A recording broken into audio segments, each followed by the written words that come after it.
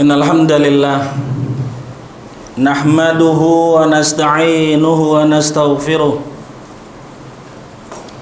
wa na'udzu billahi min sururi anfusina wa sayyiati a'malina may yahdihillahu fala mudilla lahu wa may yudlil fala hadiya lahu. Asyhadu an la ilaha illallah wahdahu la syarika lah wa asyhadu anna Muhammadan abduhu wa rasuluh. Wa qala ta'ala ya ayyuhalladzina amanu taqullaha haqqa tuqatih wa la tamutunna illa wa antum muslimun. Wa qala ta'ala ya ayyuhan nasu ittaqu rabbakumul ladzi khalaqakum min nafsin wahidah wa khalaqa minha zawjaha wa batha minhuma rijalan katsiran wa nisaa'a wattaqullaha alladzi tasaaluna bihi wal arham innallaha kana 'alaikum raqiba.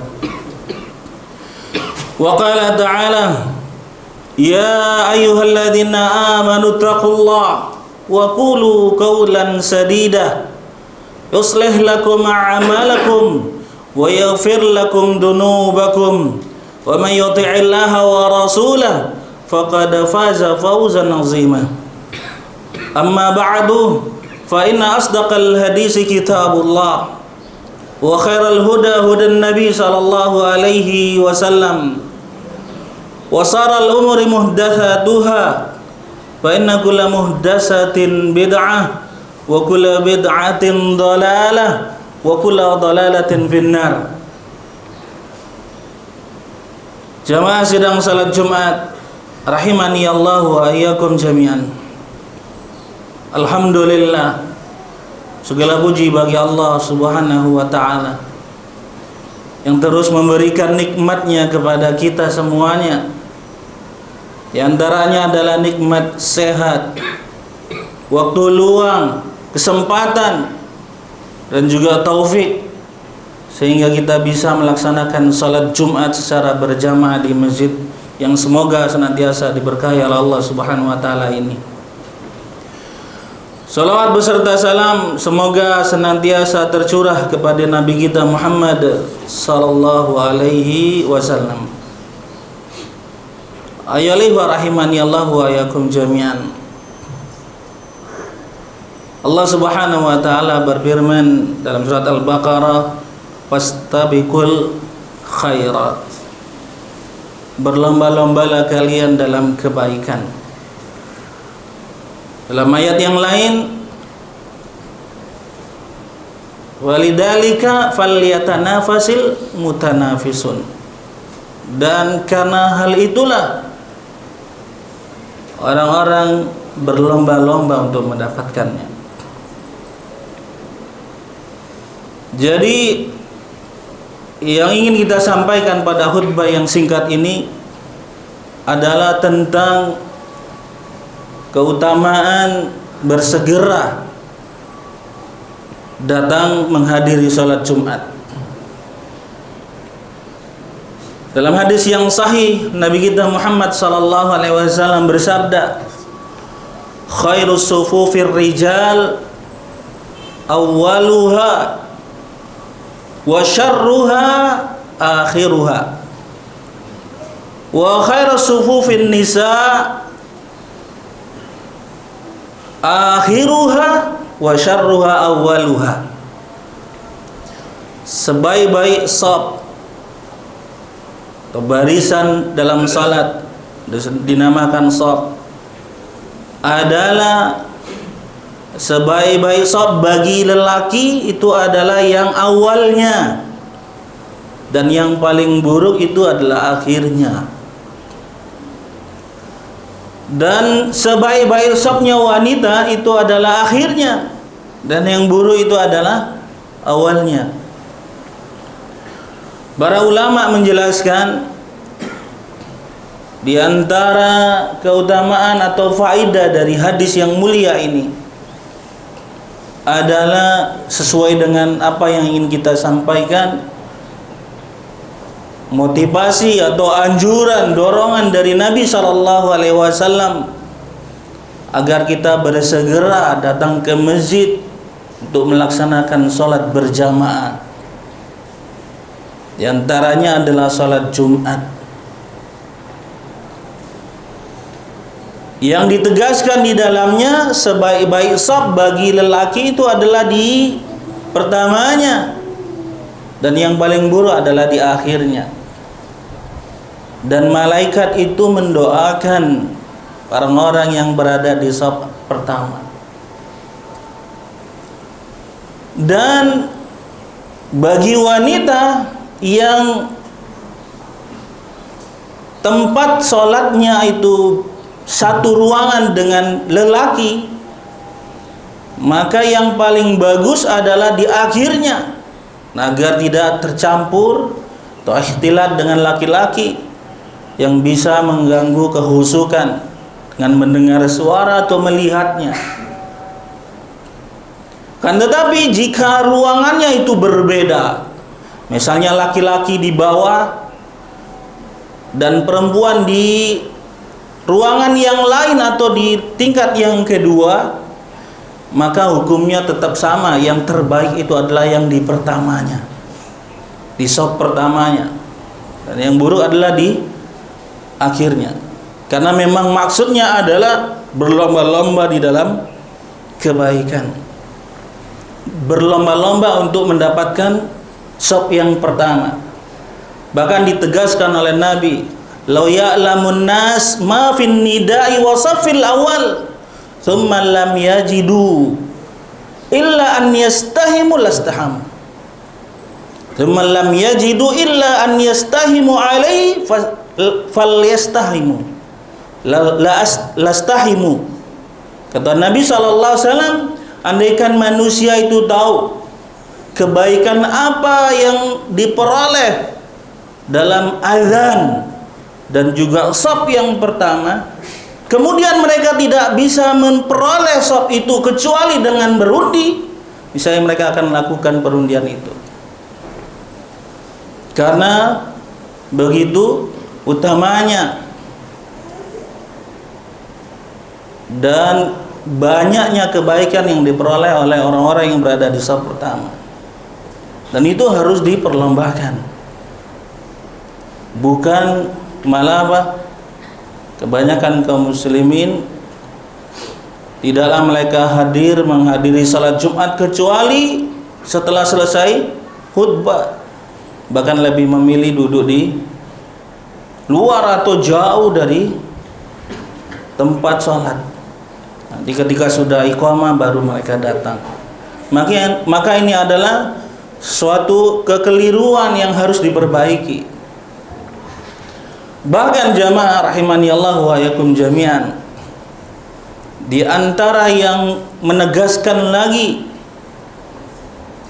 mengapa kita harus bersegera hadir, walaupun nanti setelah sampai di masjid kita menunggu, dan menunggunya kita menunggu sholat itu sudah mendapatkan pahala sholat.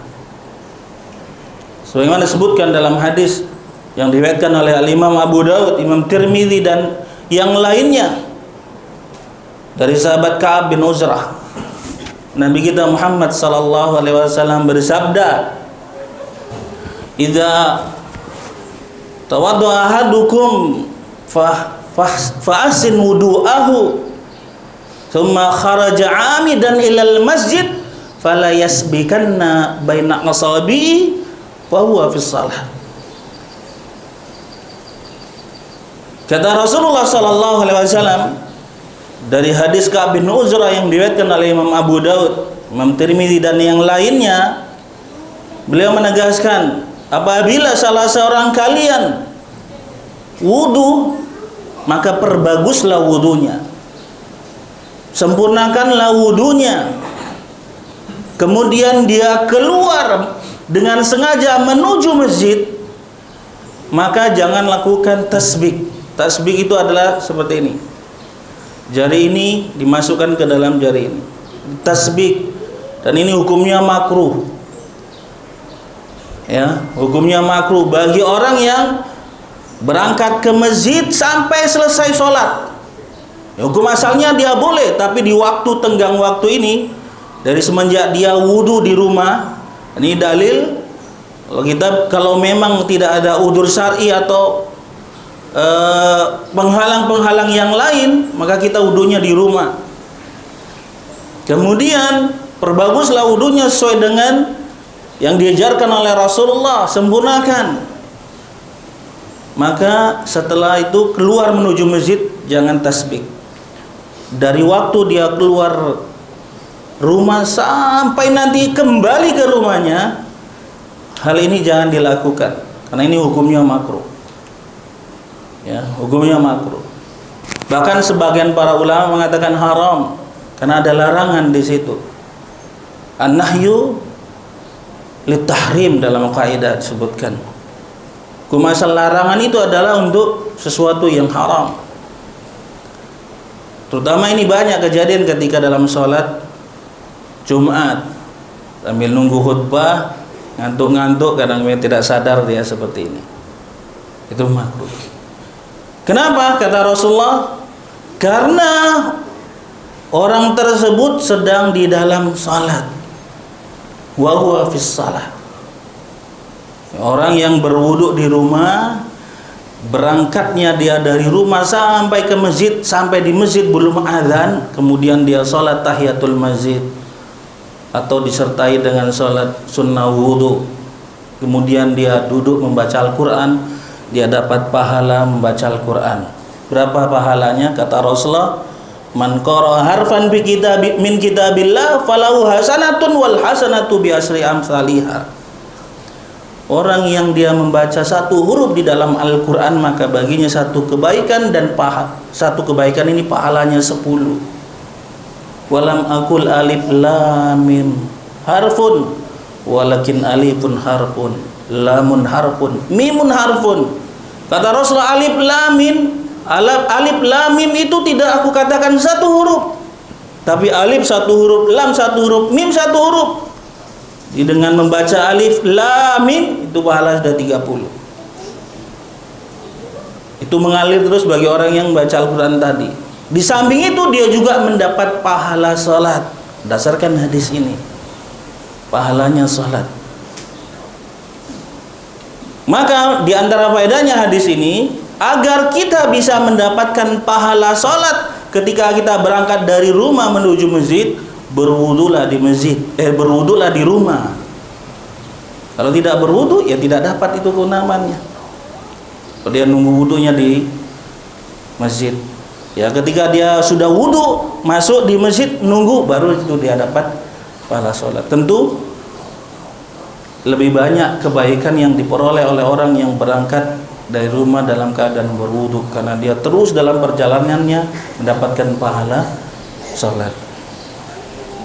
Maka jamaah rahimani Allah wa yakum jami'an, ini adalah keutamaan-keutamaan, fadilah-fadilah dari setiap amal, dari hadis-hadis yang sahih, yang merupakan motivasi bagi kita semuanya agar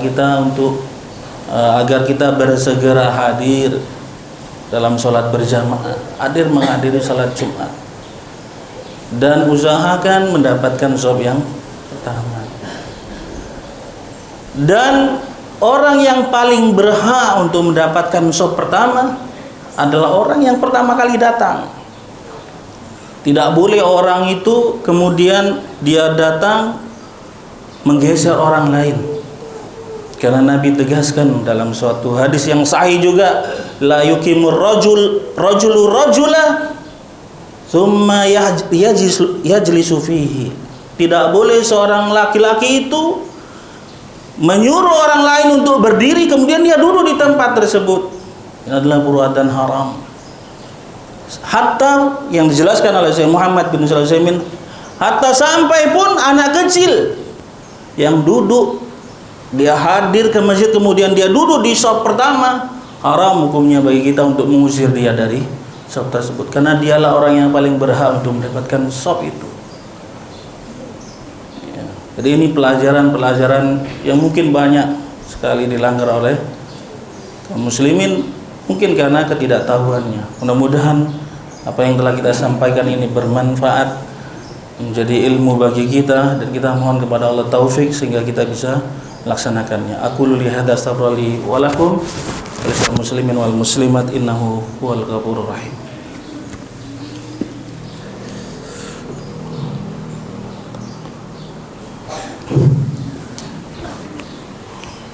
Alhamdulillah, wassalatu wassalamu ala rasulillah wa ala alihi wa sahbihi wa mawala wa la hawla wa la quwata illa billah.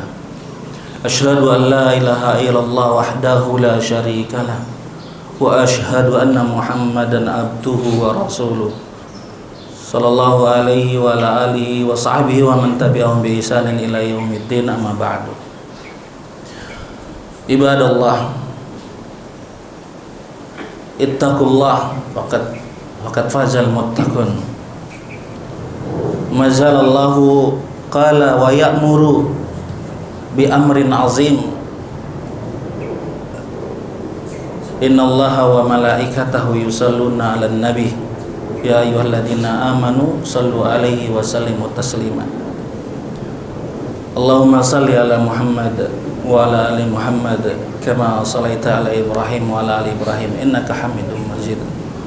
Wa barik ala Muhammad wa ala ali Muhammad kama barakta ala Ibrahim wa ala ali Ibrahim innaka Hamidum Majid. Allahumma ighfir lil muslimina wal muslimat wal mu'minina wal mu'minat al ahya'u minhumul amwat bi rahmatika ya arhamar rahimin. Rabbana zalamna anfusana wa illam taghfir lana wa tarhamna lanakunanna minal khasirin. Rabbana la tuzigh qulubana ba'da idh hadaitana wa hab lana min ladunka rahmah innaka antal wahhab. Allahumma 'allimna ma yanfa'una wa nafa'na bima 'allamtana wa zidna ilma. Ya muqallibal qulub tsabbit qulubana 'ala dinik. Ya musarrifal qulub sarrif qulubana 'ala ta'atik. Rabbana hab lana min azwajina wa dhurriyyatina qurrata a'yun waj'alna lil muttaqina imama. Rabbana atina fid dunya hasanah wa fil akhirati hasanah wa qina adzabannar. Ibadallah, innallaha ya'murukum bil adli wal ihsan wa ita'i dzil qurba wa yanha 'anil fahsai wal munkar wal baghi ya'idzukum la'allakum tadhakkarun. Fadhkurullaha yadhkurkum wa la yazidkum wa la dzikrullahi akbar. Aqimus shalah.